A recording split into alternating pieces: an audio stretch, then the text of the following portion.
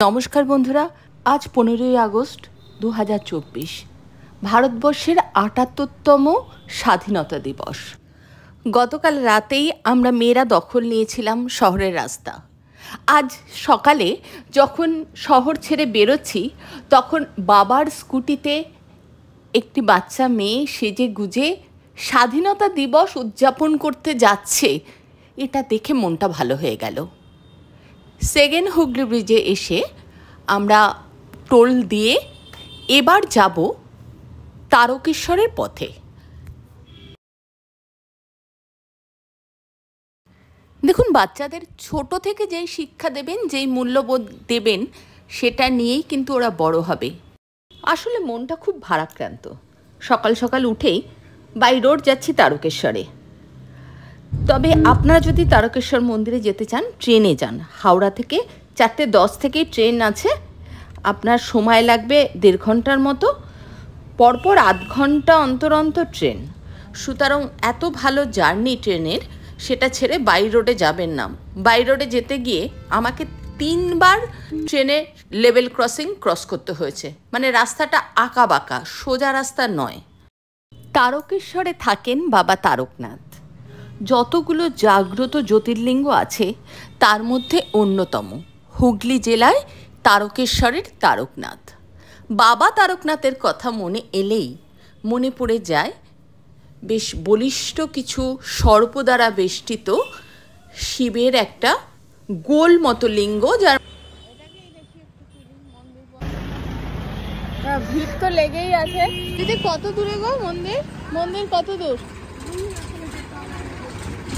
শ্রাবণ মাসে বাবার মাথায় জল ঢালতে হাজির হন হাজার হাজার মানুষ। পায়ে হেঁটে, কাঁধে বাঁক নিয়ে মাইলের পর মাইল হেঁটে ভক্তরা হুগলির বৈদ্যবাটির নিমাই তীর্থ ঘাট থেকে বেশিরভাগ মানুষ তাদের কাঁধে জল নিয়ে নেয়, মানে ওই জলের কলসি বা বাঁক। তারপর তারা রওনা হন বাবা তারকনাথের মাথায় জল ঢালার উদ্দেশ্যে। যা আসতে চাইলাম তারকেশ্বর মন্দিরে, গাড়ি এসে নামিয়ে দিল তারকেশ্বর পুলিশ স্টেশনের সামনে। এবার কোথা দিয়ে যাবো? মন্দির কোন দিকে? তারকেশ্বর থানা। স্থানীয় কোনো রিক্সা বা টোটোর কথা না শুনে সোজা প্রশাসনের কাছে যান, পুলিশই আপনাকে ঠিক রাস্তা দেখিয়ে দেবে। এখান থেকে তারকেশ্বর মন্দির হচ্ছে 1 কিলোমিটার।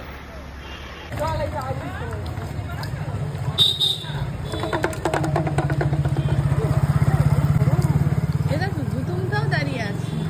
তোমার কি পুজো দেওয়া হয়ে গেছে বাবা? এটা হচ্ছে বেলপুকুর, পুকুর না।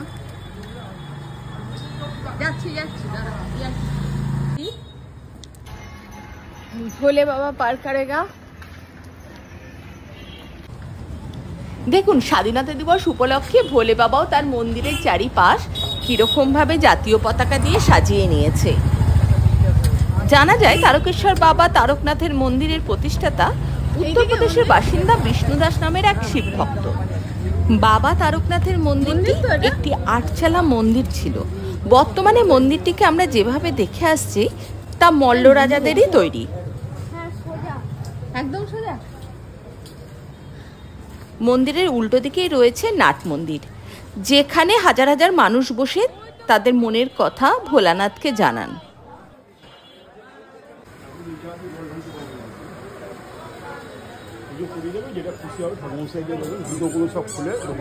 না, আমরা পুজো দেবো না এখন।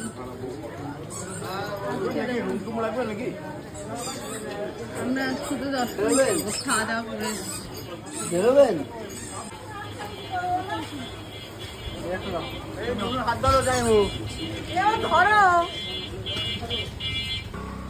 আপনি যদি পুজো দিতে চান তাহলে মন্দিরের এই সামনের রাস্তা থেকেই পূজার উপাচার সাজিয়ে নিতে পারেন। এখান থেকে আপনি পুরোহিত পেয়ে যাবেন। এই সামনের রাস্তায় আপনি দেখতে পাবেন দুপুরে খাওয়া দাওয়ারও ব্যবস্থা আছে। যদি টুকটাক জিনিস কিনতে চান, তারকেশ্বরের বিখ্যাত আচার নিতে চান, সবই পেয়ে যাবেন মন্দিরের আশেপাশে। হ্যাঁ, মনে হচ্ছে তোমার? আমার ওখানে আরো হিন্দি ছিল, এখানে তো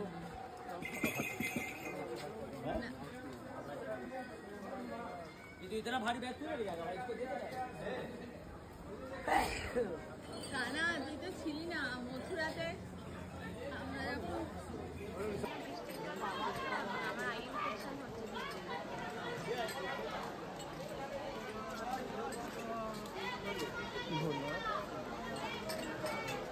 এটাকে বলে শিব ঠাকুরের বাঁক। এখানে ঝোলানো থাকে জল কলসিতে, আর ওর এপাশেও ঝোলানো থাকে কলসিতে জল, যেই জল শিব ঠাকুরের মাথায় ঢালা হয়।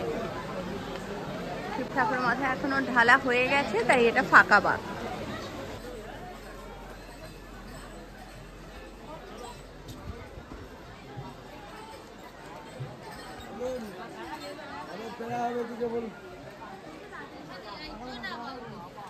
শ্রাবণ মাস শুধু শিবের মাস নয়, শ্রাবণ মাসের মাহাত্ম্য হচ্ছে এটাই যে শিবের সঙ্গে পার্বতীও পূজিত হন এই সময়, অথবা পার্বতী শিব দুজনেই পূজিত হন এই সময়। আগেই বলেছি বাবা তারকনাথের মন্দিরের উল্টো দিকে আছে নাট মন্দির, আর এই মন্দিরের সাথেই আছে খুব সুন্দর একটা কালী মন্দির এবং আছে লক্ষ্মীনারায়ণের মন্দির। আর মন্দিরের পিছনে আছে দুধ পুকুর। বলা হয় শিব ঠাকুরের মাথায় যে দুধ জল ঢালা হয় সেটা ভেতরের একটা কোনো সুড়ঙ্গ পথ দিয়ে গিয়ে ওই পুকুরে পড়ে জলের রং সারাক্ষণ সাদা হয়ে থাকে, সেই জন্য ওই পুকুরের নাম হয়েই গেছে দুধ পুকুর। এই মুহূর্তে আমি দাঁড়িয়ে আছি তারকেশ্বর মন্দিরের সামনে। অল্প অল্প বৃষ্টি পড়ছে, আর মন্দিরের ভিতরে ঢুকতে গেলে আপনারা তো জানেনই জুতো খুলে মোবাইল রেখে কিভাবে ঢুকতে হয়, পুজো দিতে হয়। তো আমি আপনাদের সোজা নিয়ে চলে যাব এখন হচ্ছে দুধ পুকুরে। তলার দিকটা কাদা কাদা, প্রচন্ড ভিড় রয়েছে মন্দিরে। স্বয়ং বাবা তারকনাথের মন্দিরেও এখন সিসিটিভি লাগানো আছে। এটা হচ্ছে মূল মন্দির চত্বর, ভক্তরা এগোচ্ছে ওদিকে, আমি আপনাদের নিয়ে চলে যাচ্ছি দুধ পুকুরের দিকে। মানত করা মনস্কামনা পূর্ণ হলে দুধ পুকুরে চান করে গামছা এবং নতুন স্যান্ডো গেঞ্জি গায়ে দিয়ে বাকের জল নিয়ে গিয়ে বাবার মাথায় ঢালতে হয়। এটাই হচ্ছে পুজো করার নিয়ম এখানে।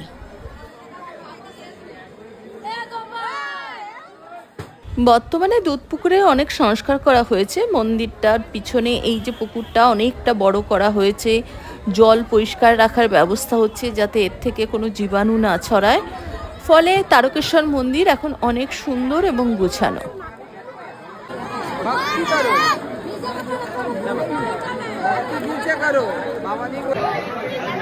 আমার পিছনে হচ্ছে দুধ পুকুর।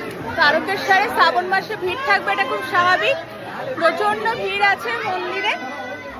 মন্দিরের ভিতরে ওরকম ভাবে তো মোবাইল নিয়ে ঢোকা সম্ভব না, সেই জন্য আমি দুধ পুকুর দেখালাম। ভোলে বাবা পার করেগা, ত্রিশূলধারী পার করেগা।